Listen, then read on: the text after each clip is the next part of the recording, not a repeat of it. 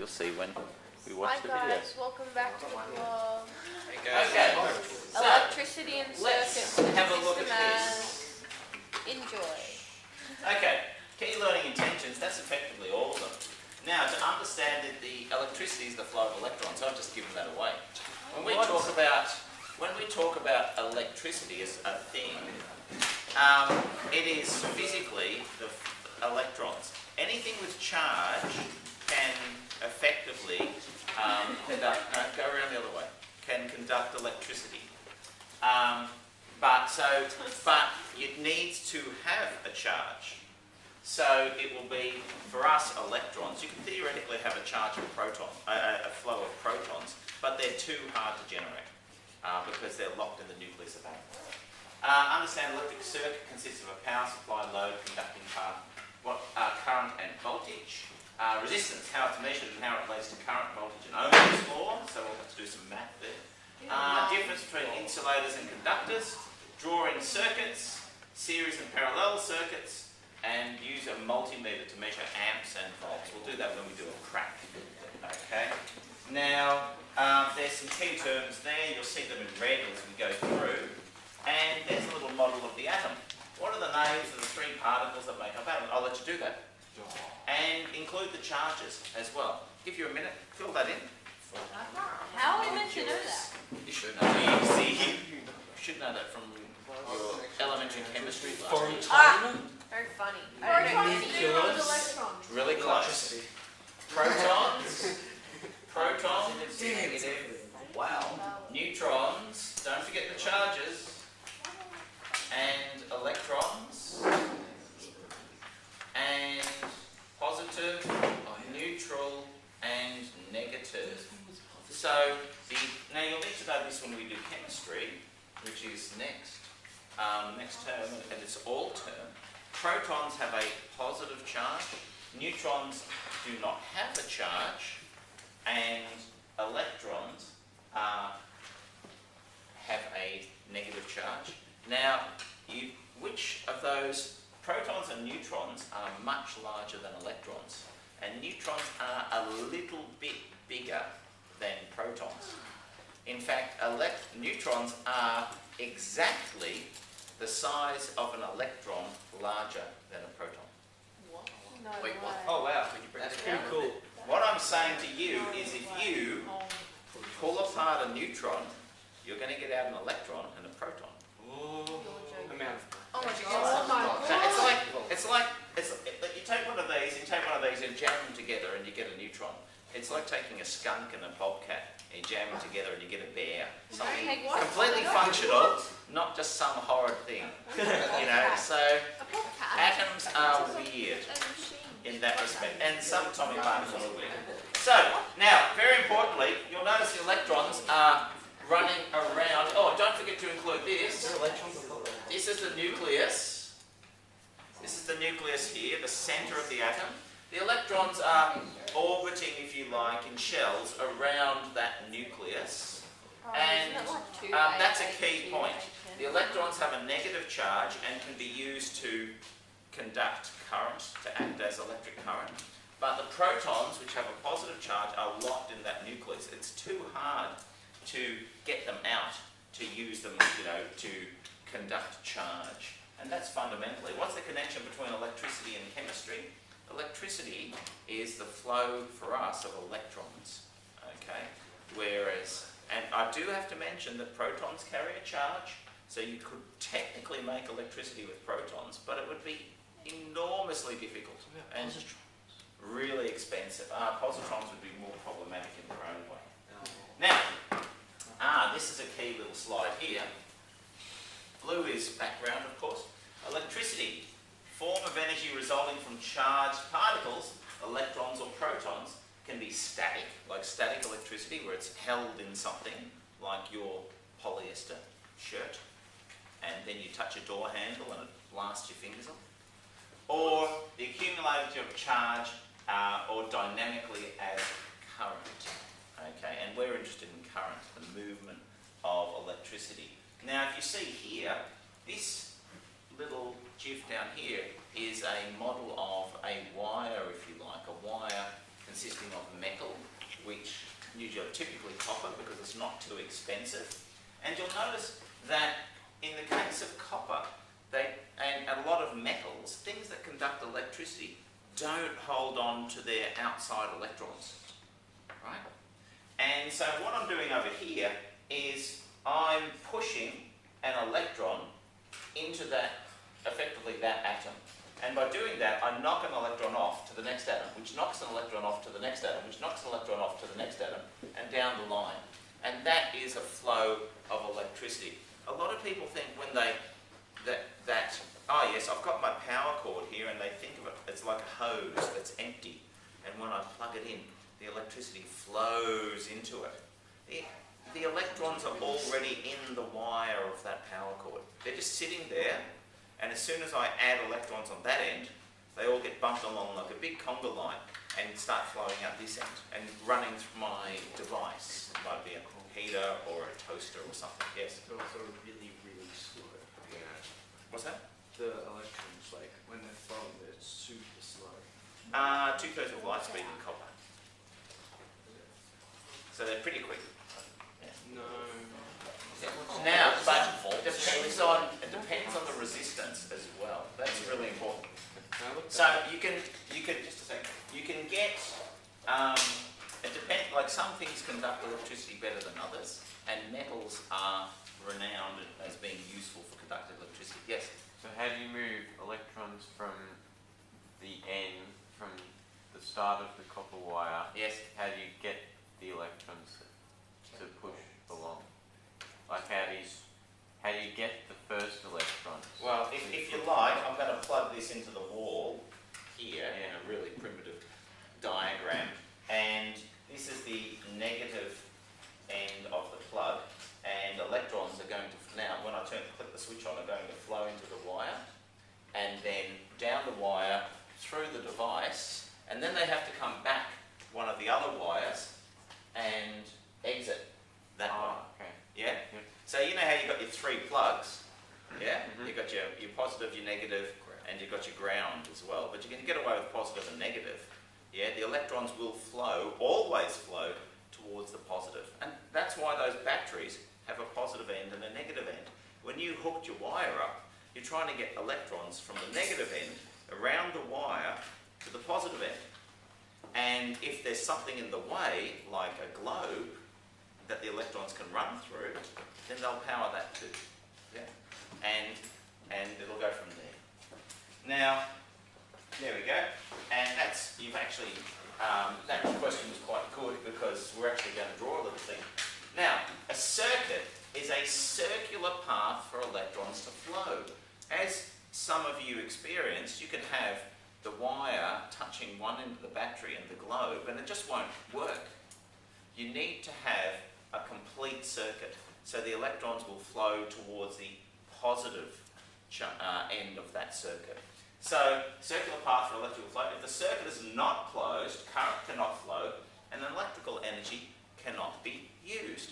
So I turned the lights on before, and that, by clicking the light switch, I've closed the circuit, and electrons are able to flow through the lights on the ceiling, and they go through the lights, and then they go out the other side, and down another wire, and back out of that circuit.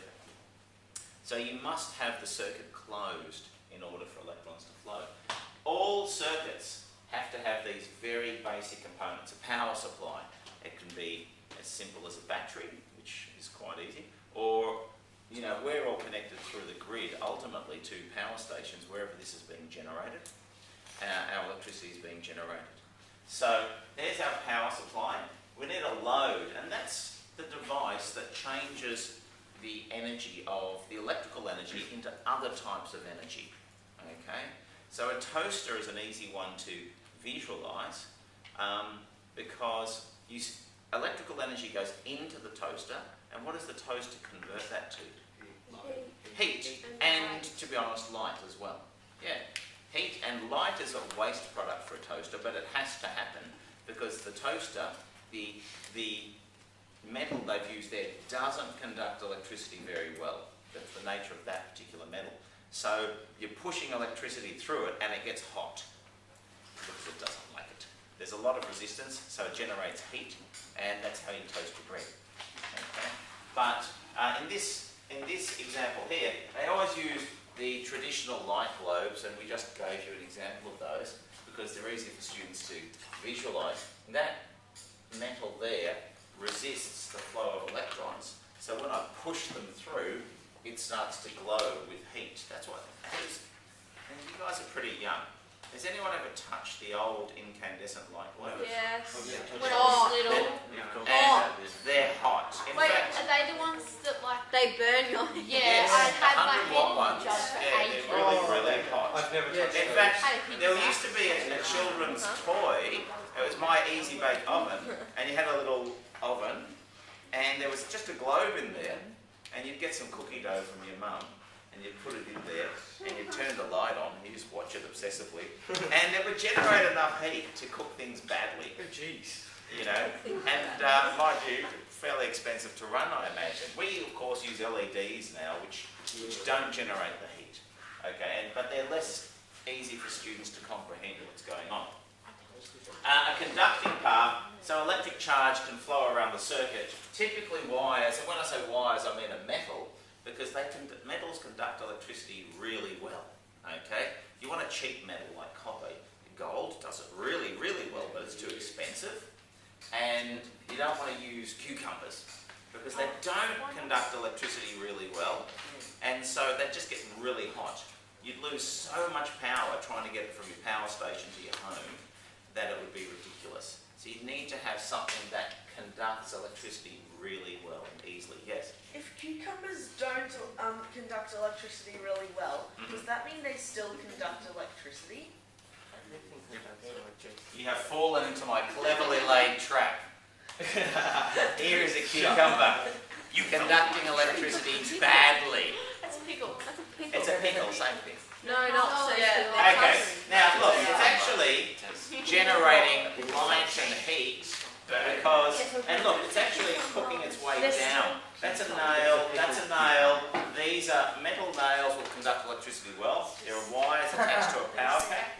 We're not doing this in class, but this pickle is steaming because you're pushing electricity through it.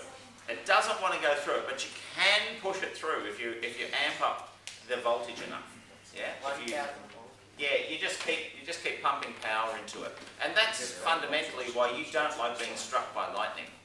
Okay, because the lightning will go through you, but you don't conduct it very well. So you know you boil and cook whatever path it goes down. You know? So what's the world record for being hit by lightning? 7 times. Park ranger in the US. What killed him? Heart attack. The car probably. Lightning. A bear. A woman. So, in fact, unrequited love for a woman. So I will point out that's good advice. Women more dangerous than 7 lightning strikes. Just remember that, guys. What happened? Logic Did he? is unassailable. Oh, he fell in love with a girl who didn't love him, and he just went sort of find a way. What, she killed him? No, she didn't kill him. He fell in love with her. She didn't love him, so he just sort of pined away. And Did he kill himself? so the lightning didn't kill him. It's Did he the kill him? unloved Is beast. he alive? No. Did he kill What? him? Oh, he did this in the I think the 50s or something. Oh, It's quite a while ago.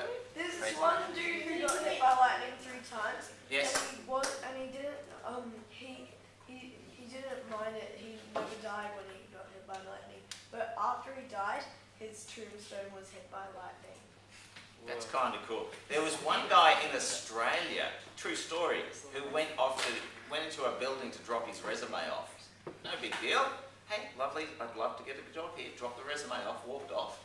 And after it left, people noticed that he'd burned footprints into the carpet.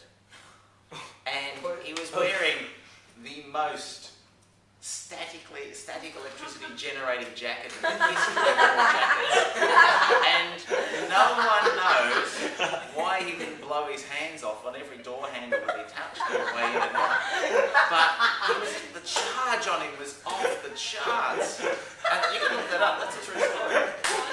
So, okay, what I want you to do is have a go at drawing. Now, I want you to draw a circuit for a toaster. Now, what I mean by this is if you look on the battery, there's a positive end and there's a negative end, and the electrons will flow that way.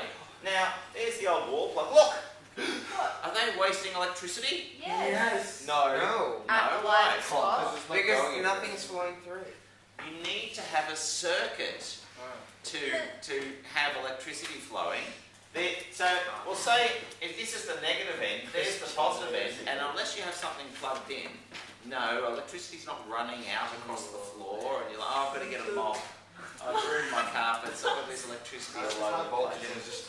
So, using this as a model, try and draw over here. This is not a very good toaster, but that's all you're getting. There's a toaster, and try and show on your diagram a model of how electricity flows to the toaster to get it to go. That's so easy. It should be, hopefully. Hopefully, kinda, hopefully. I didn't draw a toaster, just say What kind of toast? Show me your... I'm going to get a single toaster. a single toaster. No, I mean like the I subway would pass toast. the whole thing. There's a toaster. Okay, yeah, I get it now. So that is the least amount of work to buy. I drew it myself. I've got a cord in my toaster, I'm kind of dangerous with that. The edge And then like wrap it around and see when you go. This bread is you know, it's really sad if you think about it. Toast bread. Like the mouse did, you feel bad because they're being burned. Toast is Yes, dead, no no, one cares about it. You've got to show a little more information. Yeast is dented. And don't get as close. He knows Tara. The yeast in that That's what bread. I'm telling people right now. Well, I'm sure Guys, if your toaster, if you want to draw something like that, you actually need to have effectively a plug and a wire taking the electrons to the toaster. They'll go through the toaster and generate heat, but then so they'll flow that way. But then the other wire, usually the red one, will take them back through and out of that circuit. You actually need two wires. In the same way that you struggle to get that little light bulb to glow, you need to have a wire in and a wire out to get that circuit to go. And you might even have an earthing wire just in case someone sticks a knife into the toaster. Why? It's not a good idea. But the toaster is short, and hopefully the circuit breaker is turn off. Because if you turn it off, you might get the wrong switch. Irish people have done. They turn off the You kettle. know what my sister Black cord, turn off the kettle, stick their knife in. I just think it's a knife.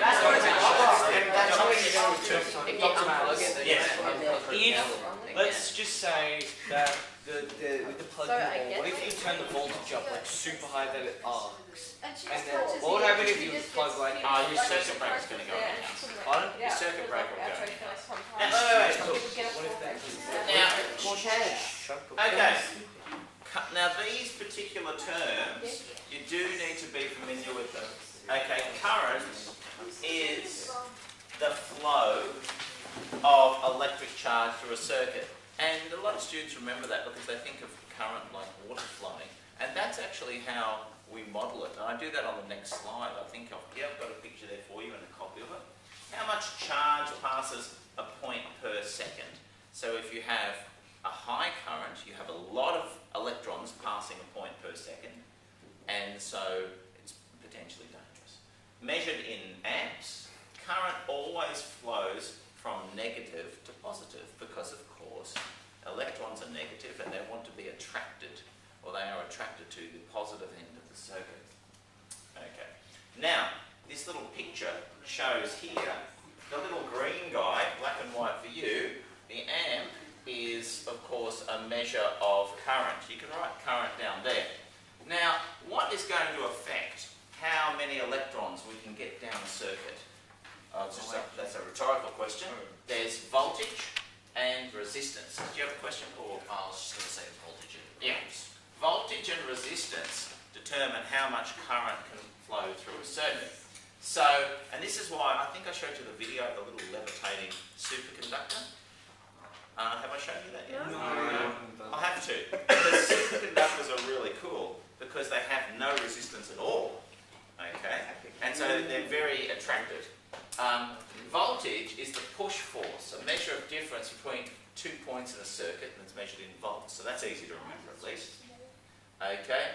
And so if you have a high voltage, there's a lot of push. So this guy here would make sure that plenty of electrons were getting down that circuit. Now, resistance is the actual material opposition to the flow of current. I just showed you that pickles/cucumbers don't conduct electricity very well. Instead of going through nicely, they generate light, they generate heat. They're doing everything wrong. Okay? You don't want an electric circuit generating heat or doing that. You want it to actually, those electrons to be used for work, or whatever the load is. So this is a measure of resistance, is ohm. You might want to add that. Yes? Someone, question? Are any living things good conductors of electricity? There are animals out there that, like electric eels, that generate electricity, and yes, they're very huggable. But so there are animals out there. What is it? Platypuses. They are. The plural, I'm pretty sure, It's is Platypuses. Oh, no, sorry, you're right. It's platypi, but it's octopuses. That's why I'm misremembering. Hammerhead shark. Octopuses. What do they do? Different language. Singular of spaghetti. So I think we just Okay. Now, I've changed. Sorry, I changed the colour of that. That should be blue, but I've changed that on the student manual. What does blue mean? Blue means it's just some additional information, but it can't really be tested because some schools do electric power, and we have never tested for electric power. But power, how much power in a circuit, is voltage and current. And you can increase power by increasing either of those. You can either increase voltage or, actually I've got that on the next slide, so I'll talk about that. And this is what enables you to do work. So some devices are quite small, like little light bulbs, they don't require much current to actually glow, and some machines require an enormous amount of current to run. And so washing machines would be the most power-hungry item in your house. I could show you the graphs from my smart meter, and you can see the days that my wife does washing, because we'll just have like very low power usage and it spike because there were 2 or 3 loads of washing went through. And it's heavy, it's full of water, it's moving, and so of course that requires a lot of current to move that washing machine, that device. Now, there's another little diagram. I don't think I left any notes for you, but this is helpful for students again to try and get their heads around electricity. So here's the negative end, so the electrons are going to flow that way in the circuit. Water pressure is stored in a tank, and you can think of voltage being the same way. Here's your tank with your water in it. Here is your battery with your store of electrons on, well, whatever that end is. On that side is the store of electrons. And then the flow of water through the pipe is similar to the throw of current, which is to say electrons through a wire. So there's the wire, which is the pathway. Here's a pipe, which is the pathway for the water. And this is the load, is where work is being done. The load in the water wheel is where work is being done. Now, how can I get more work done? I can make the pipe bigger. So I can reduce resistance. Makes the pipe bigger, and so more water flows through. Or, if I wanted to get more work done, I could have even more water, a bigger push force, and I'd get more water to be forced through that circuit. So there's a couple of ways of doing things. I can increase voltage, and I said that to my son, like, we got, this is apropos of nothing. We went to Bunnings, and I said to the girl at the tool shop, where are the handy vacs? And she goes, they're in aisle 41. And I said, you don't have any handy vacs in the tool shop? She said, absolutely not. And I went to aisle 41 and they had a little handy vac which was worse than useless because we've already had one, and a Black & Decker one which is $150. I thought, well, that's more than I want to spend. Okay, it's got a 1-year warranty, it doesn't seem very good. Went back to the tool shop and they did have a handy vac there, a huge Ozita thing with an external battery pack that's charged in the wall, massive battery on it for running power drills and everything. So when you turn it on, it kicks hard to the right. And the reason why this is interesting for me is because I said to my son, what if we can get that battery into your remote control car? Okay, because it's massively high voltage. So it's much higher voltage compared to the normal voltage that his little car runs. And so if we fashioned up a trailer and jury-rigged this thing, his little car should fly just to the point about losing its wheels. Okay, so there's a couple of ways you can do things. Increase voltage. Okay, get yourself a handy vac with a 4 amp hour battery. It's great. Increase voltage by increasing the number of batteries in the circuit, or decrease resistance, and both of those things will enable you to get more work done, to do more things. What if you have an actual car battery? Yes, then it gets, then weight becomes an issue. Yeah. Now, It wasn't an issue with what happens, okay, what happens to current if you increase voltage in the battery or put more water in the tank? What happens to current? More electrons flow through. Yeah, you increase current. What happens to current if you decrease resistance? You make the pipe bigger in the water from the water tank, or you have a better quality wire. Again, you increase current. Okay, so the equation for power, that's actually a bit of a mean question because you're never going to be tested on that. That's voltage times current is the equation for power. And if you look closely there, that little picture is a sausage with LEDs in it and 2 metal forks attached to wires attached to a power pack. Why? And it's just kind of cool. So electricity will flow through things, a lot of things, but because this sausage is a bit, it's got moisture in there, and so that will carry the current. Yes. If it was the drier something is, if there's nothing that can transport the current in the form of those electrons, then you just won't get an electric flow. So when you try to force it through, it's going to get hotter and hotter and hotter. I've got 3 questions. Yes. So you're saying that something like a cucumber would work really well in this instant?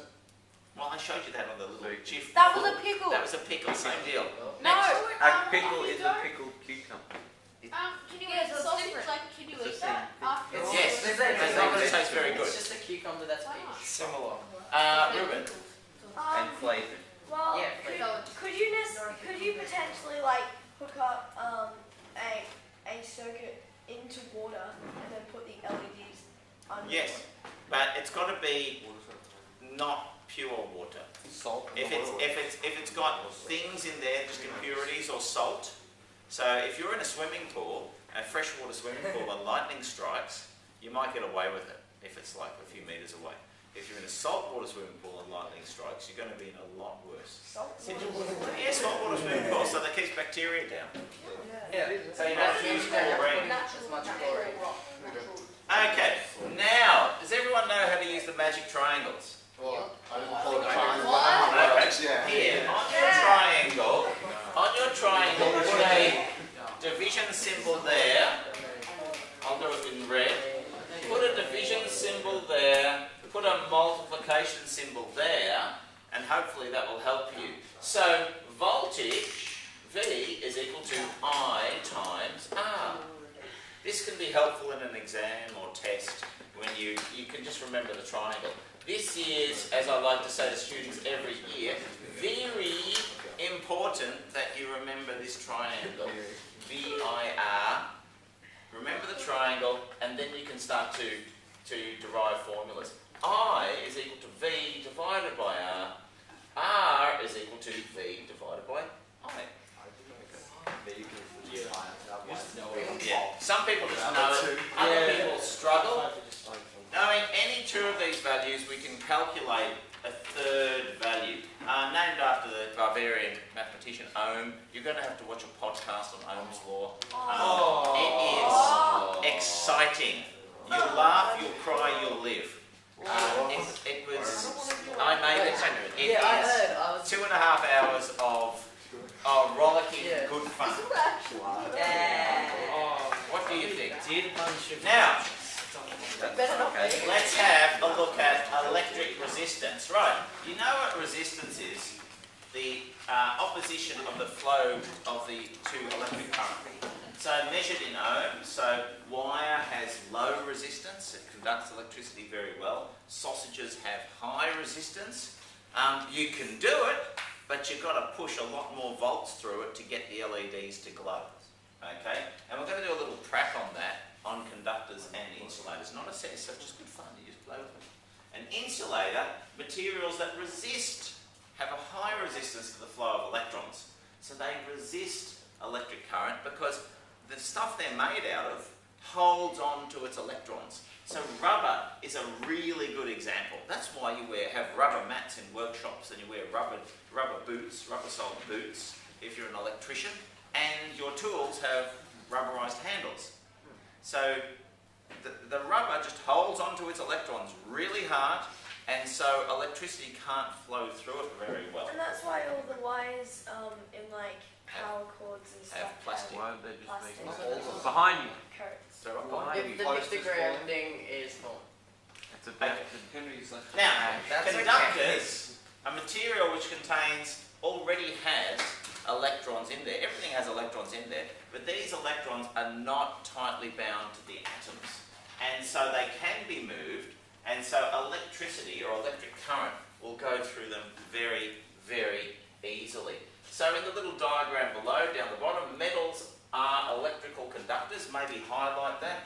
Are electrical conductors because electrons move freely between the metal atoms. But rubber is an electrical insulator because atoms strongly hold, each atom strongly holds its electrons.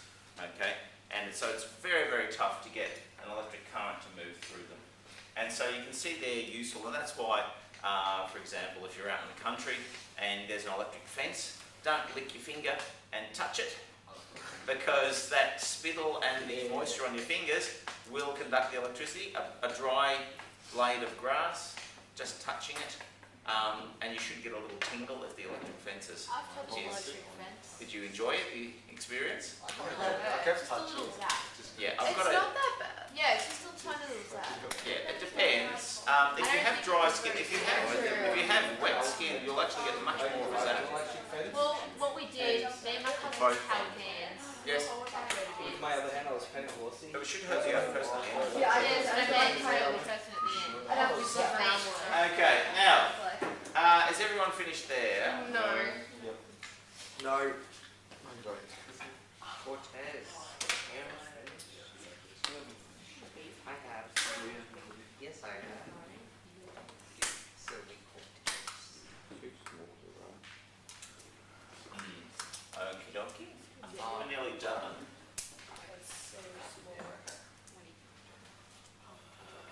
Oh, yes. Oh, there's not much. What's that time? Oh, we'll finish this. Easy. Okay. Let's have a look at the next one. Yep. Good to go. Okay, I'm sorry. Yes, I am. Okay.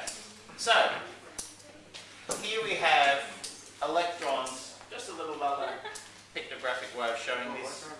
Electrons flowing freely down the wire, or metal, in this case copper. Now, a metalloid, you'll see those on the periodic table, they have some properties of metals.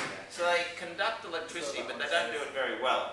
And then something like a non-metal or an insulator, a true insulator, holds onto its electrons, and so electrons just don't flow down that circuit. Now, no electrically charged particles can move, so why do wires have a plastic coating? And it's for that reason. So don't muck around. Okay. Now, these particular graphics you'll need to be familiar with. The ones you get tested on are this one, not the resistors, batteries, multiple batteries. Please take note, the little end is the negative. Light globe, that's the symbol for light globe. I'll say ammeter and voltmeter, and we'll talk more about that. Switch closed, switch open. Mark those as the ones you need to know how to draw. Okay? One of the learning tensions is to be able to draw simple circuit diagrams. Yeah? And so, yeah. No, we don't do LEDs, we just use, even if it was an LED, you'd still use that as a globe, which is the symbol for globe. So, yeah, you could write it as an LED as well. Okay, so that's reasonably straightforward. Now, let's have a look at the last thing. Right, this is a series circuit. Everything is arranged in a single loop, in a single line. Okay? The battery voltage is shared between the bulbs. The amount of current flowing depends upon the voltage and the total resistance. All the charges pass through all of the components one after another. Now, here's a question. For a 9-volt battery, what voltage? So, if you're doing a 9-volt circuit, you should write 9 volts. So write 9 volts on the diagram. Let's get used to that. Now, if I had a voltage meter, what would it read if I put one of my detectors either side of that globe? What would the voltage meter read? Would it read that 9 volts is passing through? I reckon 2.5, maybe a 3. It's a bit of a trick question. I'll show you on the next slide.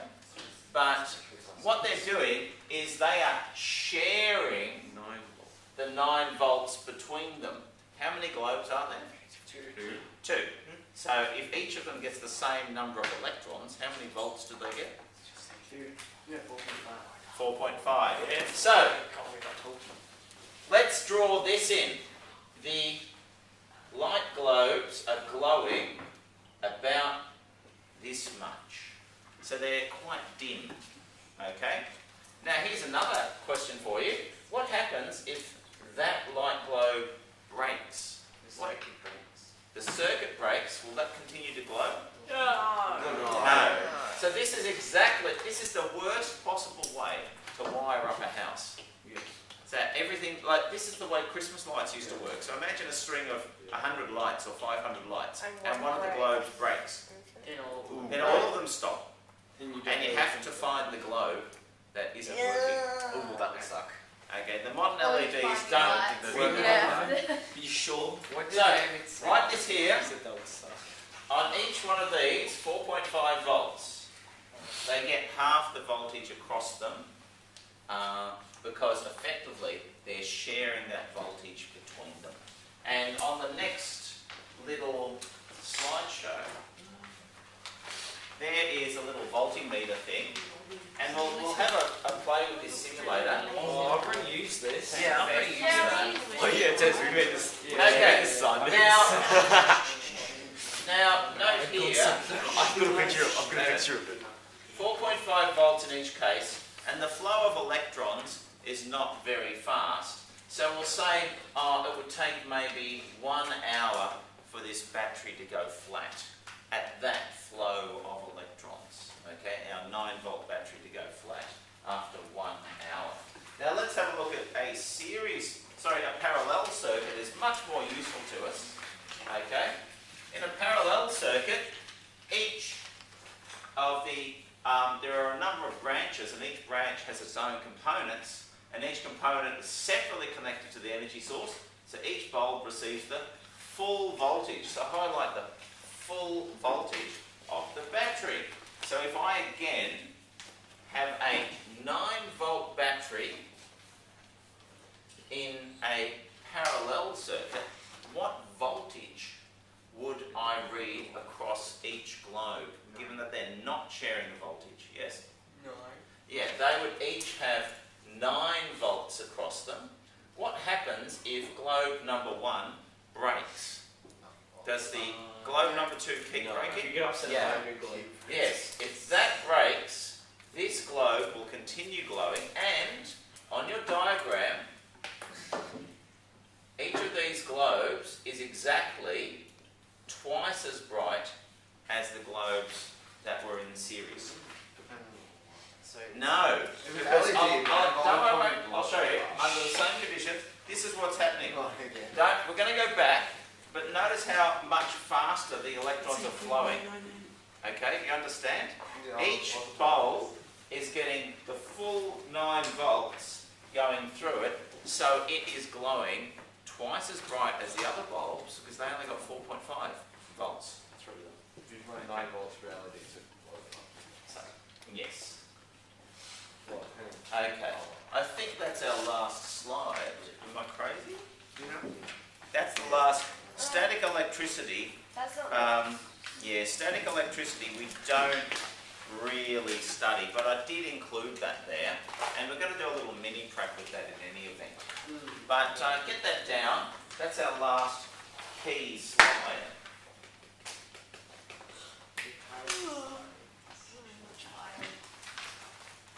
Bye everyone.